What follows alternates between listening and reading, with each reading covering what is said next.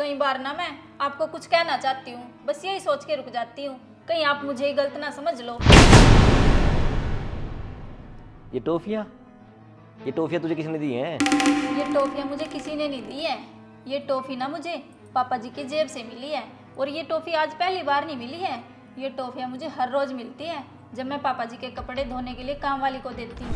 ये जानते हुए भी कि इनको शुगर है, डॉक्टर ने ना उनको मीठा खाने से बिल्कुल मना कर रखा है, फिर भी वो परहेज नहीं करते हैं। लेकिन यार प्रियंका, पापा तो कभी भी मीठा नहीं खाते। यहाँ तक कि कभी कभार घर पे मीठा बनता है, वो तभी भी नहीं खाते। इसका मतलब मैं झूठ बोल रही हूँ? अभी ना अपनी काम वाली नहीं आई, नहीं तो ना मैं आपके मुंह पे पूछवा देती आखिरकार ये टॉफियाँ निकलती कहाँ से हैं। बाहर से टॉफी और चॉकलेट खरीद के खा रहे हैं तुम्हारे पापा। उनकी डाइटिशियन से लेकर दवाइयों से लेकर कितना खर्चा कर रहे हैं हम उन पर, उनको तो परवाह ही नहीं है। हमारे पैसों को ना पानी की तरह बहा रहे हैं तुम्हारे पापा, और यहाँ तक कि अपनी सेहत का भी ध्यान नहीं रख रहे हैं। ठीक है प्रियंका, मैं ना पापा जी को समझा दूंगा कि वो कई महीने से बीमार नहीं हुए हैं। इसका मतलब ये नहीं है कि वो अपनी सेहत के प्रति लापरवाह हो जाएं। थोड़े नहीं, ज़्यादा लापरवाह हो गए हैं आपके पापा। आप उन्हें पहले की तरह अपने साथ दुकान पे क्यों नहीं लेके जाते हो? बात तो तुम ना प्रियंका ठीक कह रही हो। मुझे ना पापा जी को साथ में दुकान पे लेके जाना चाहिए। और जब दुकान पे जाते थे पापा मेरे साथ में, तब ठीक रहते थे, कम से कम मेरी आंखों के सामने तो रहते थे और मुझे कुछ चिंता भी नहीं रहती थी। और जब से मुझे डॉक्टर ने बोला है ना कि अपने पापा को सुबह शाम पार्क में घूमने दो, तो मैंने ना कुछ बोलता ही नहीं हूँ। और तुम देखो ना, जब से पापा पार्क में घूमने लगे हैं ना, तो अष्टपुष्ट भी हो गए हैं।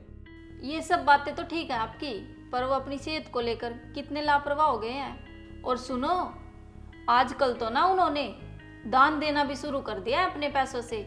उन्हें तो अपने पैसों की भी परवाह नहीं है। प्रियंका, आखिरकार तुम कहना क्या चाह रही हो? मैं कुछ समझा नहीं। मैं ये कहना चाह रही हूँ, आजकल ना पापा अपने दोनों हाथों से अपने पैसे दान कर रहे हैं। दान कर रहे हैं?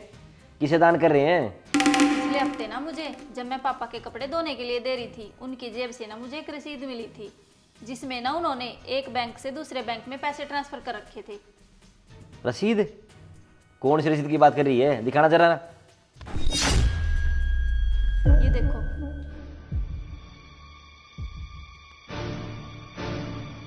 अरे पागल, तू इस रसीद की बात कर रही है क्या?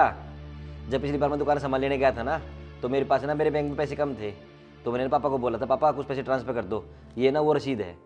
और प्रियंका, तभी तो तुझे बोलता रहता हूँ, मेरे बैंक खातों की जानकारी ना थोड़ी बहुत तू भी रखा कर। अच्छा जी, मुझे तो पता ही नहीं था। मैं तो ये सोच रही थी पापा ना अपने पैसे कहीं और दान कर रहे हैं। तभी तो तुझे बोलता हूँ पागल है, अपनी तरफ से ना कुछ भी मत सोचा कर। अरे बेटा, बहू, तुम दोनों झगड़ा क्यों कर रहे हो? क्या बात होगी? कुछ नहीं पापा जी, ये प्रियंका ना बेकार में लड़ाई कर रही है और ये बोल रही है जब आपको डायबिटीज है तो ये टॉफियाँ क्यों खाते हो आप? अरे बेटा, ये टॉफिया इस उम्र में मैं क्या करूँगा टॉफिया खा के? ये तो मैं पार्क में जाता हूँ, वहाँ बच्चों को दे देता हूँ, तो इसलिए बेटा मैं उनको बांटने के लिए ना हर टाइम अपनी जेब में टॉफिया रखता हूँ। वो मेरे आगे पीछे खेलते रहते हैं और मुझे अच्छा लगता है उनको टॉफिया बांटने में। सॉरी पापा जी, मुझे ना गलतफहमी हो गई थी। मुझे लगा आप इस उम्र में भी टॉफियाँ खाते हो, आपको तो पहले भी इतना सारा शुगर है। मैं ना इनको यही बोल रही थी कि पापा जी ना अपनी सेहत का बिल्कुल भी ध्यान नहीं रखते, तो मुझे ना पापा जी माफ़ कर दो। कोई बात नहीं बेटा, किसी बात की जानकारी ना हो ना तो ऐसे नहीं बोला करते। ये तो अपने घर की बात थी, यहीं सुलट गई। अगर यही बात बाहर की हो तो मुश्किल हो जाती है। कोई नहीं, आगे से ध्यान रखना और अपना काम करो। चलो। हाँ तो दोस्तों, देखा आपने, तो भाई छोटी छोटी गलतफहमियों के कारण रिश्ते खराब हो जाते हैं। किसी बात को बोलने से पहले उसके बारे में पूरी जानकारी होनी चाहिए, अदरवाइज वो बात बोलनी नहीं चाहिए।